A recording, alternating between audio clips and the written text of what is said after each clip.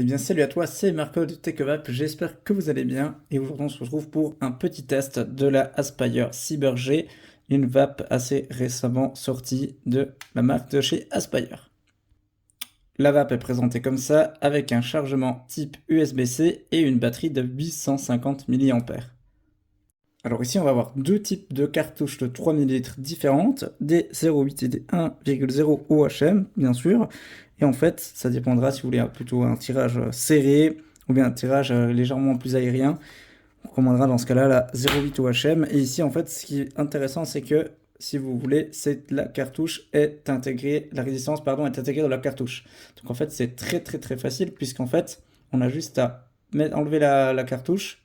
Et en fait, je vais venir en prendre une dans le paquet ici, et puis en fait, simplement mettre la cartouche sur mon tube. Pareil au niveau du remplissage, c'est vraiment très pratique puisqu'on va pouvoir enlever le petit caoutchouc ici. Et encore une fois, c'est des anti-fuites, ça fonctionne vraiment très bien. Donc en fait, ça vient se présenter comme ça ici. Donc je vais appuyer le bouton Pulse Fire 1, 2, 3. Et en fait, je vais avoir deux petites lumières, donc des LED. Enfin là, il n'y en a qu'une qui s'allume. Donc en fait, la première, comme dit, c'est le mode tirage automatique. Je rappuie 1, 2, 3, je fais tac. Donc le deuxième, c'est pour appuyer avec le bouton. Et le double bouton, enfin les doubles LED blanches en fait qui permettent justement de faire le mode hybride, c'est-à-dire vous choisissez si vous aspirez directement en tirant ou si vous aspirez avec le bouton. C'est plutôt un choix de préférence, mais je trouve que ça fait le charme et la particularité vraiment de cette vape. Bref, sinon, rien à dire de plus, vraiment pratique pour les amateurs de vape ou au contraire des gens qui aiment bien avoir une deuxième vape de poche qui prend pas de place, qui est pratique, légère.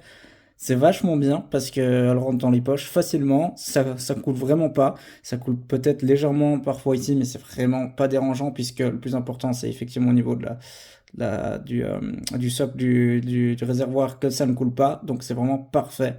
Et c'est pratique puisque cette vape est également adaptée à tous les budgets puisqu'on est sur un prix en francs suisses de 21 francs 90. Elle est disponible également sur le site de Tecovap, je vous mets le lien dans la description. N'hésitez pas si vous avez des questions dans les commentaires.